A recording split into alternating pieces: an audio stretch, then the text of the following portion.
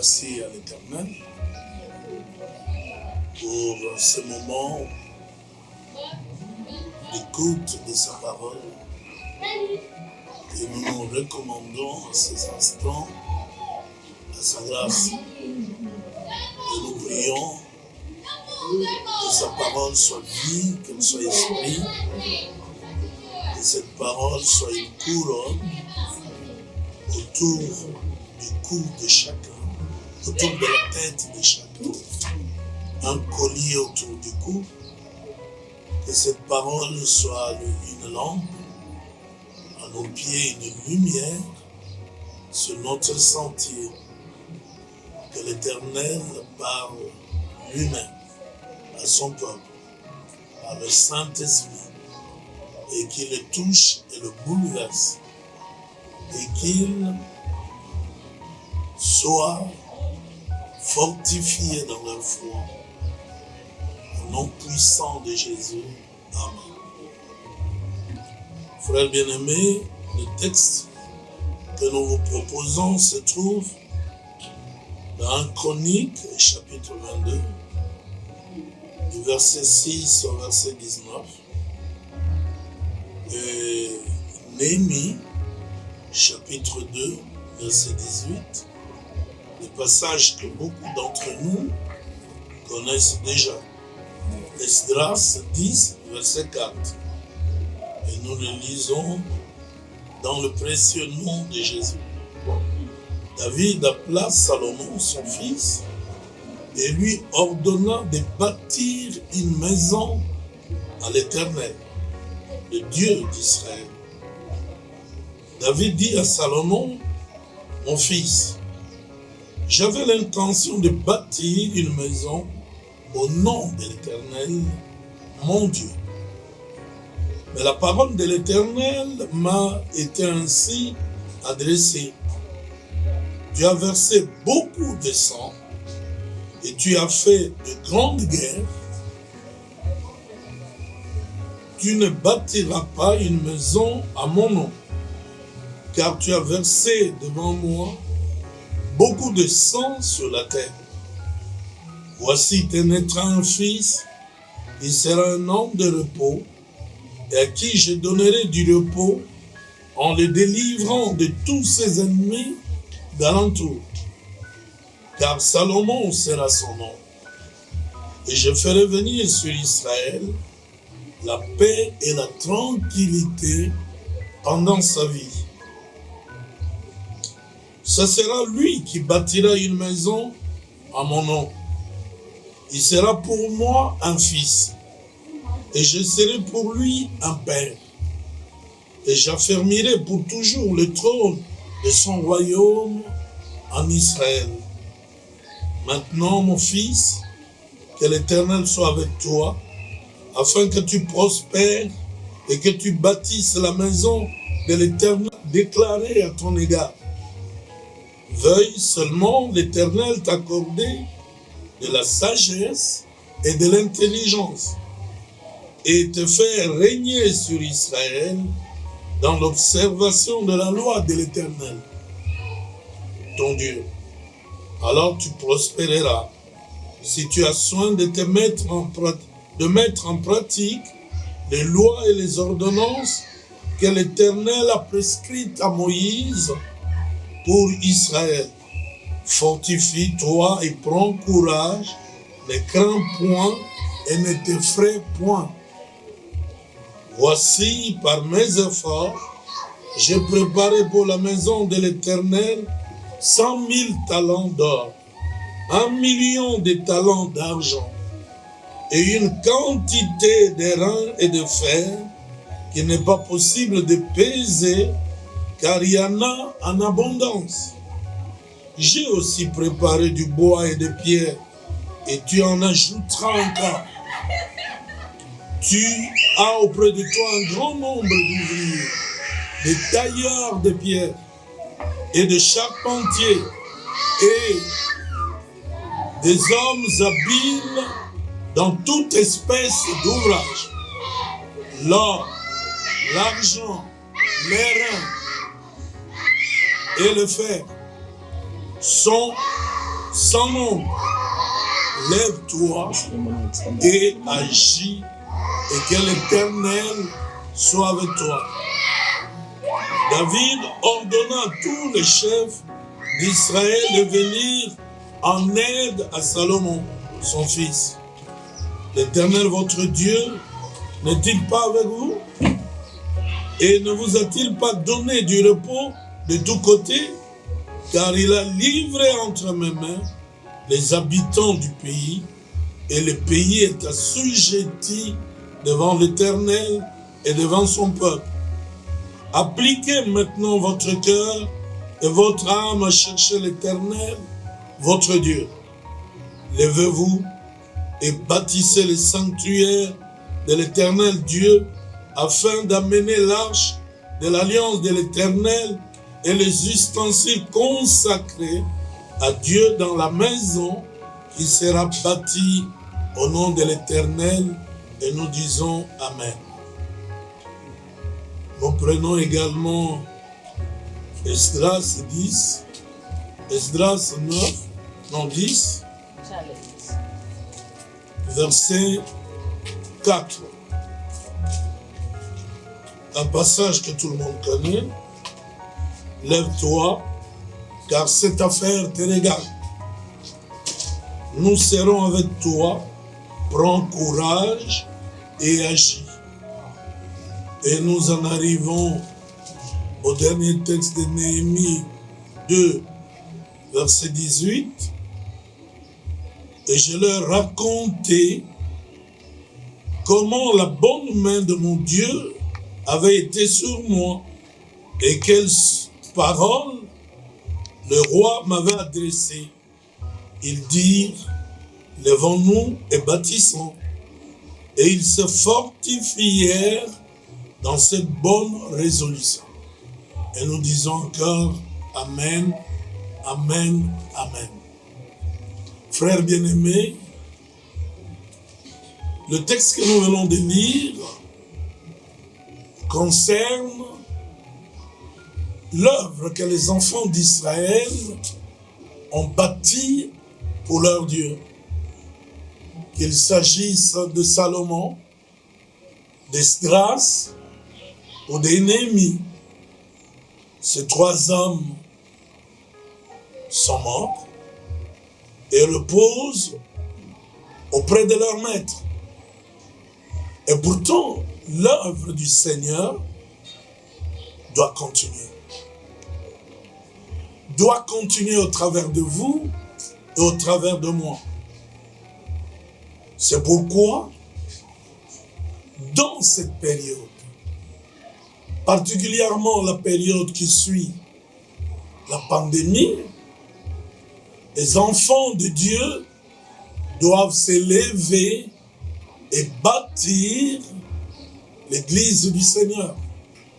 S'élever et bâtir. S'élever et bâtir, c'est l'ordre ferme que David adresse à son fils Salomon, appelé à lui succéder.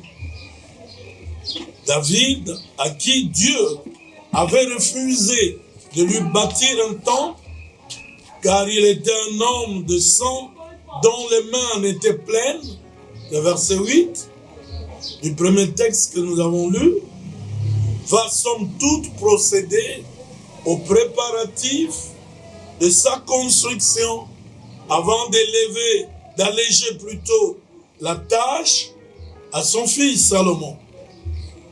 Ces préparatifs sont de trois ordres, car David visait la grandeur de Dieu, la renommée et la gloire du temple. Voilà pourquoi le premier ordre, c'est l'ordre matériel.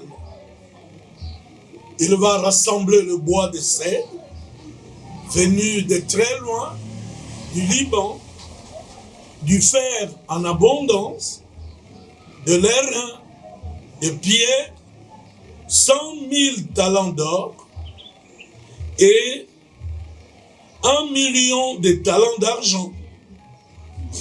Vous voyez vous-même Ce que David recherche, c'est la qualité pour son Dieu. Il veut une œuvre à la gloire de son Dieu. Parce que David connaît le Dieu qu'il a appelé de là où il était jusqu'à la royauté. Et Dieu, c'est où il t'a pris, où il m'a pris, pour nous conduire jusqu'où nous sommes aujourd'hui. Il y a aussi l'ordre financier. Regardez la dépense, ce qui rassemble 1 million de talents d'argent. Mais il y a aussi l'ordre humain finalement. Parce qu'en dehors des Juifs, il y associe les migrants pour la taille des pierres, les Sidoniens et les Tyriens pour le bois. L'œuvre que David veut que son fils amorce est donc une œuvre commune, gigantesque, une œuvre de qualité que David recherche. Quand on a un grand Dieu comme notre Dieu, c'est que son serviteur ou sa servante recherche d'abord faire quelque chose à la gloire de Dieu. Sous l'inspiration de Dieu lui-même. De ce qui précède, nous déduisons que l'œuvre du bâtisseur du royaume de Dieu exige premièrement la sanctification. David a été disqualifié au profit de son fils Salomon à cause de sa vie de péché et de ses multiples crimes de sang. Dieu veut donc la sanctification. Un serviteur de Dieu, une servante de Dieu qui recherche la grandeur de Dieu, la gloire de Dieu dans l'œuvre à laquelle Dieu l'a appelé. Il doit mener cette vie-là. La deuxième chose, c'est que l'œuvre missionnaire vise la grandeur. Il n'y a rien de personnel à rechercher, sinon Dieu ne l'approuve pas. Si ce n'est pas conforme à la volonté de Dieu, Dieu n'approuvera pas cette œuvre-là. Troisièmement, cette œuvre exige de gros moyens. Si l'évangile est gratuit, l'évangélisation ne se réalise pas sans moyens conséquents. Jésus a nourri le foule nombreuse avec le pain et le poisson que les apôtres ont achetés. Ce n'était pas un don gracieux. Il fallait qu'ils déboursent de l'argent. Il y a des gens qui ne seront touchés qu'après avoir bénéficié d'une aide matérielle de l'Église, des autres. De veuves ont bien pleuré Dorcas avec des habits en main. Aujourd'hui, beaucoup de sectes ont damé le pion aux chrétiens sur le champ missionnaire à cause des œuvres sur le terrain et grâce aux dons gracieux qu'ils distribuent aux pauvres. Quelqu'un qui a faim n'entendra pas l'évangile comme il faut et ne servira et ne suivra plutôt que celui qui l'a nourri. Jacques 2, versets 14 à 22, nous dit qu'une foi sans les œuvres est une foi morte. Que celle-ci est justifiée par les œuvres.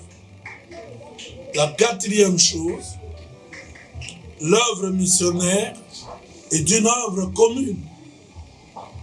Si le temple de Jérusalem a été appelé temple de Salomon, mais son concepteur et bailleur de fonds n'était pas Salomon, c'était David. Ses fournisseurs, les Sidoniens et les Tyriens, les tailleurs de pierre, c'était les migrants de l'œuvre, c'était Salomon.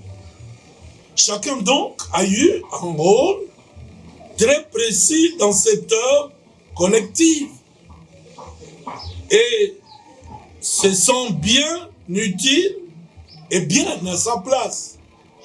Cela rappelle la construction de l'arche de l'Alliance ou encore le tabernacle avec Moïse dans Exode 36, versets 1 à 7. C'est pourquoi, comme je l'avais dit précédemment dans mes enseignements, un pasteur qui croit avoir une église à lui et qui devient le visionnaire principal, il se trompe sur toute la ligne. L'œuvre missionnaire est d'abord une œuvre collective. C'est pourquoi l'honnêteté doit conduire les gens à plus d'humilité et de simplicité.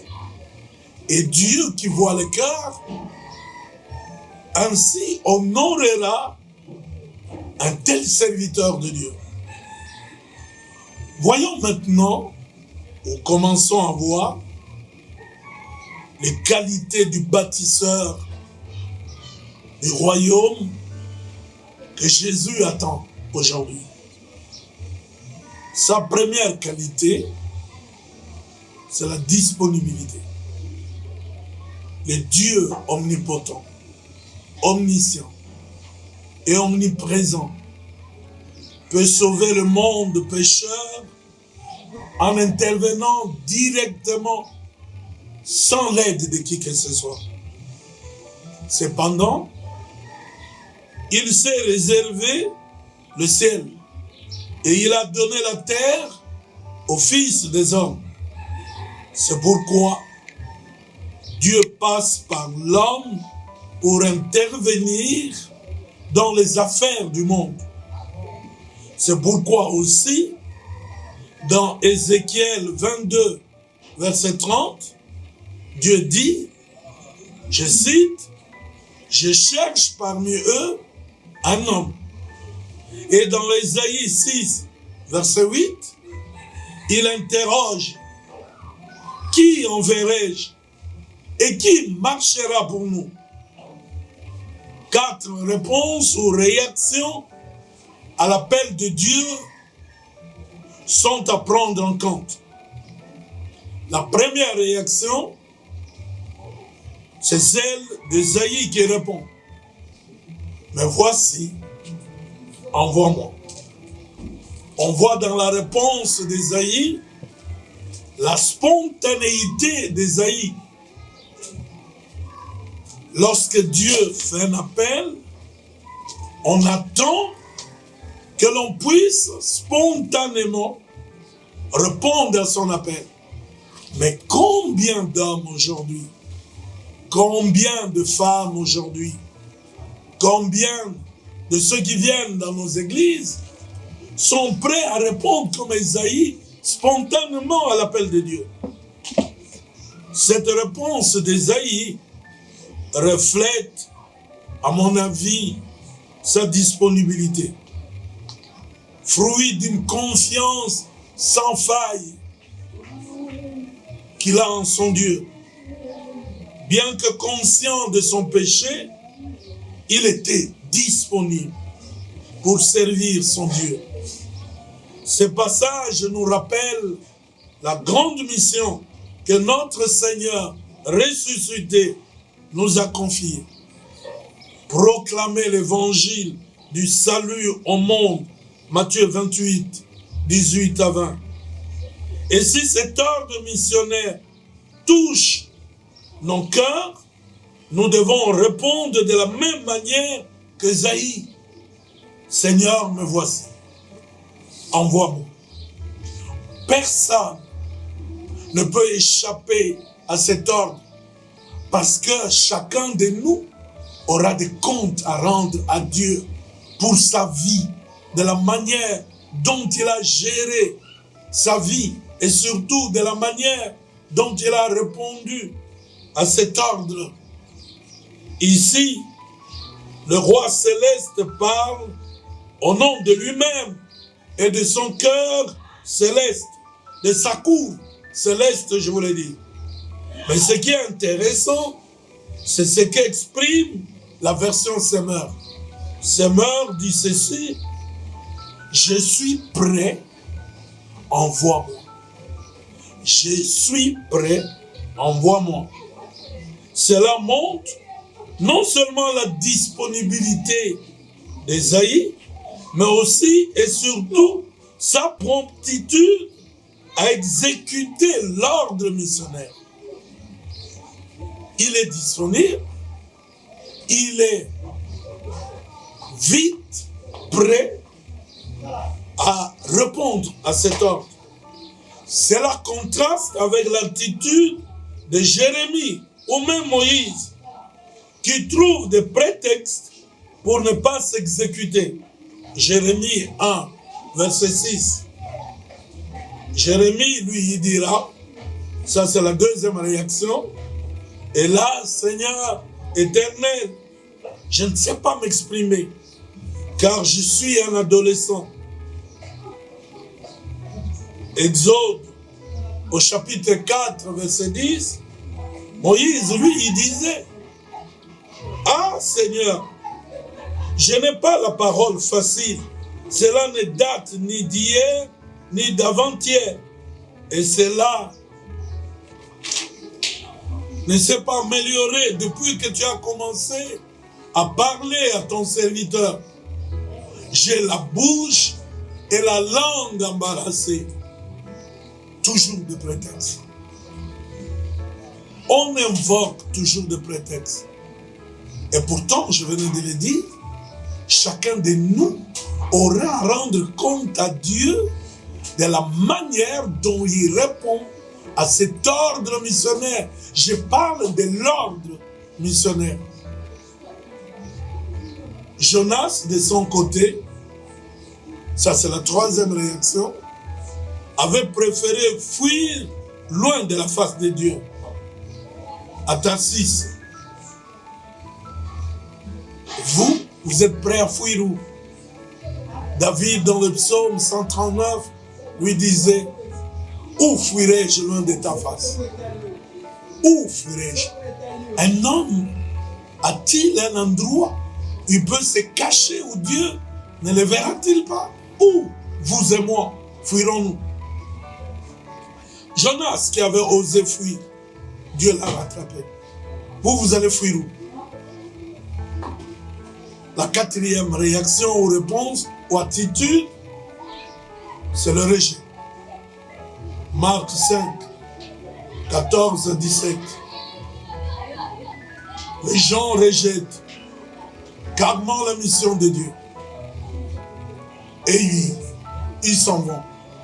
Ou ils retournent tout simplement dans le monde. Comme des masses. Et comme d'autres encore.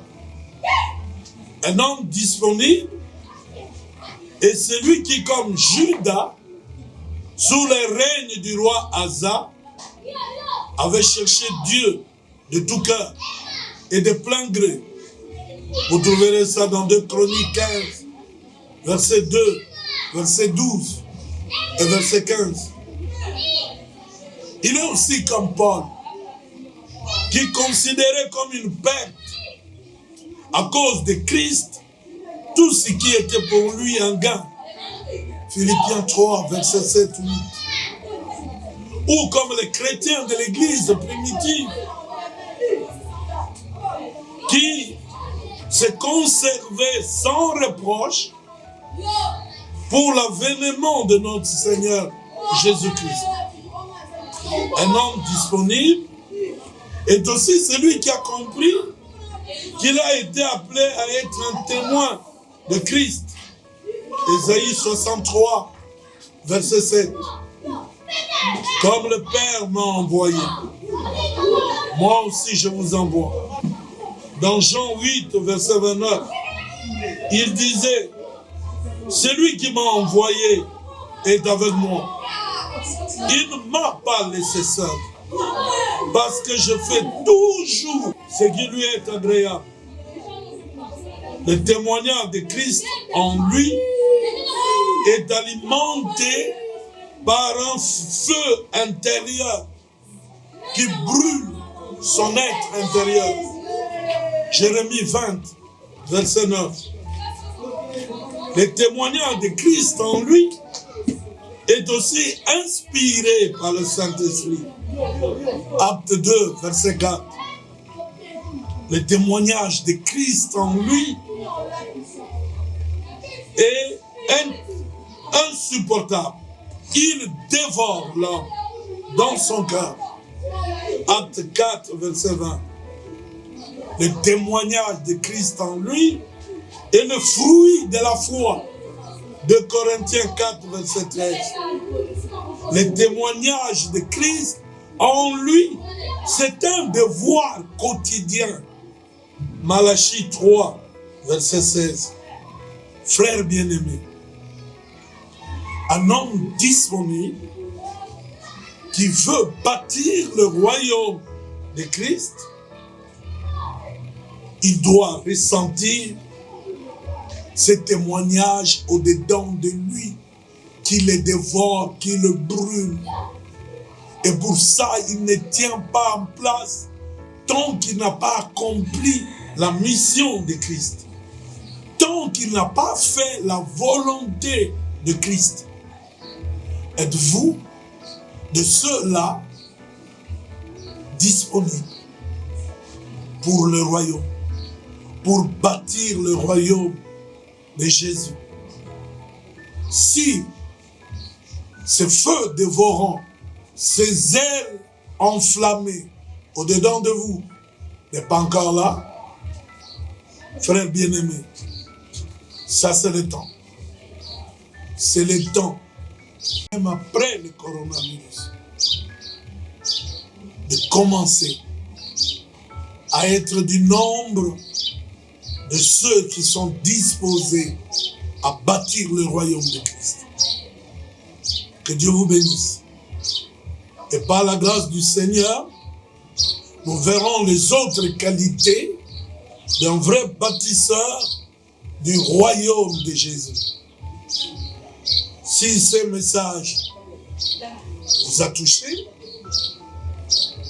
vous pouvez soit nous atteindre au 243 85 643 5000.